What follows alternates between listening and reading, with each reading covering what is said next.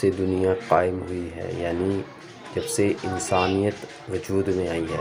اور انسان دنیا کا سب سے پہلا انسان دنیا میں آیا ہے۔ اسلام کی شروعات تب سے ہوئی ہے، اور تب سے چلتے چلتے یہ دنیا آج بہت ہزاروں سال جو ہے اس انسانوں کو دنیا میں آئے ہوئے ہو چکے ہیں۔ لیکن اسلام جو ہے وہ وقتاً وقت کے ساتھ جو تھا، جیسے اللہ تبارک و تعالیٰ، جیسے ہم اگر قرآن کو پڑھتے ہیں اور نبی کی سیرت کو جب پڑھتے ہیں تو اس سے ہمیں یہ معلوم ہوتا ہے کہ جب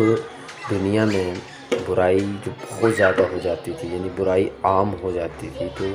اللہ تعالیٰ دنیا میں اپنے پیغمبروں کو بھیجتا تھا، اپنے نیک بندوں کو بھیجتا تھا۔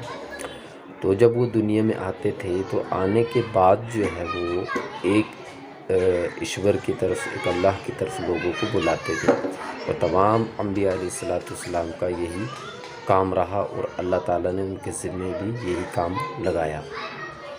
لیکن کیا ہوتا تھا کہ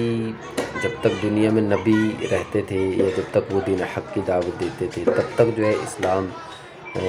جو تھا وہ ایک خدا کی عبادت بھی ہوتی تھی، اور وقت کے رسول کی جو اطاعت بھی کی جاتی تھی۔ لیکن جب دنیا سے نبی دنیا سے تشریف لے جاتے، پیغمبر دنیا سے تشریف لے جاتے، تو کیا ہوتا تھا کہ پھر دنیا کے جو لوگ تھے وہ گمراہی میں مبتلا ہو جاتے تھے، یعنی گمراہ ہو جاتے تھے۔ وہ اس ٹریک کو، اس راستے کو چھوڑ کر، جو نبی پیغمبر آ کر بتاتے، ان کو چھوڑ کے دوسری طرف چل پڑتے تھے۔ تو یہ سلسلہ جو تھا یہ چلتا رہا، کئی ہزاروں سالوں تک یہ سلسلہ جو چلتا رہا۔ لیکن ایک ہم حدیث کو دیکھیں، لیکن وہ حدیث میں جو ہے جس میں یہ آتا ہے کہ اللہ تعالیٰ نے 1,24,000 انبیاء علیہ السلام کو دنیا میں بھیجا ہے، اور لیکن اس حدیث جو ہے یہ اس کی اگر ہم سند میں دیکھیں تو یہ حدیث ضعیف ہے سند کے اعتبار سے۔ تو لیکن سب سے آخری جو پیغمبر تھے، سب سے آخری جو رسول محمد صلی اللہ علیہ وسلم ہیں، اللہ نے ان کو بھیجا ہے، تو وہ آخری نبی تھے۔ اب اگر ہم قرآن کو دیکھیں تو قرآن کریم میں اللہ تعالیٰ فرماتا ہے کہ اے نبی، اب تیرے بعد کوئی نبی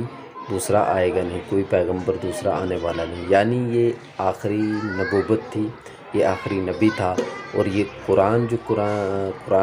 جو آسمان سے نازل ہوا ہے اس ایشور کی طرف سے، یہ آخری کتاب ہے۔ تو اللہ نے یہاں پر ایک حد لگا دی کہ جو انسان محمد کی اطاعت کرے گا، اور جو قرآن کریم نازل ہوا ہے اس پر ایمان لائے گا، اور ایک ایشور کو مانے گا، اور جو اس نے جو کچھ بھی بنایا ہوا ہے، یعنی فرشتے ہیں، پھر موت کے بعد کی زندگی ہے، پھر جو ہے اس کے بعد جتنے بھی پیغمبر دنیا سے گئے ہیں ان کو حق مانے، ان کو سچ مانے، اور ایک ایشور کی اطاعت کرے، اور جو رشی میں نے بھیجے ہیں ان کی اطاعت کرے، تو اس ایشور کا وعدہ یہ اس نے کیا کہ پھر اس کے بدلے اے انسان میں تجھے ایک ایسی زندگی دینے والا ہوں جو کبھی ختم نہیں ہوگی۔ تو وہ زندگی کیا ہے، وہ زندگی کیسی ہے، اس کے بارے میں بھی قرآن کریم میں اللہ تعالیٰ نے فرمایا ہے، اور اگر حدیثوں کو دیکھتے ہیں تو اس میں بھی اللہ تعالیٰ نے اس کے بارے میں بتایا ہوا ہے۔ تو ہمیں کرنا کیا ہے؟ لیکن ہمارا جو آج ٹاپک ہے، ہم آج جس بارے میں بات کر رہے ہیں وہ یہ ہے، کیا اسلام ختم ہو جائے گا، یہ دنیا سے مٹ جائے گا؟ تو دیکھو حدیث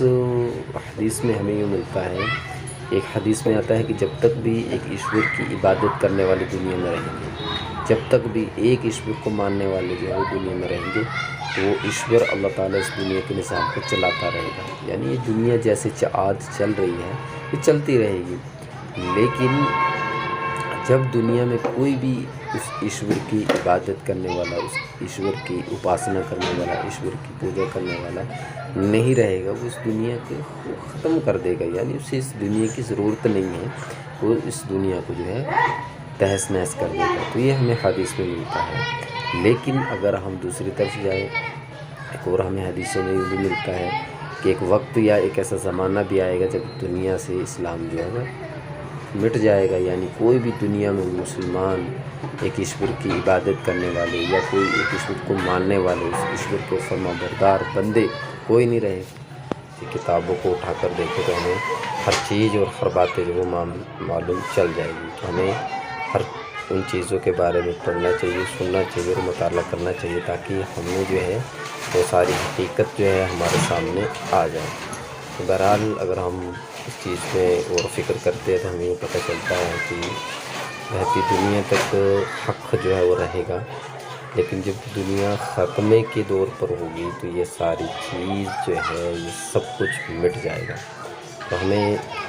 اس میں جو ہے مطالعہ کرنا چاہیے، کتابوں کا دیکھنا چاہیے اس میں کیا چیزیں لکھی ہوئی ہے یا اس میں ہمیں جو کچھ مل رہا ہے۔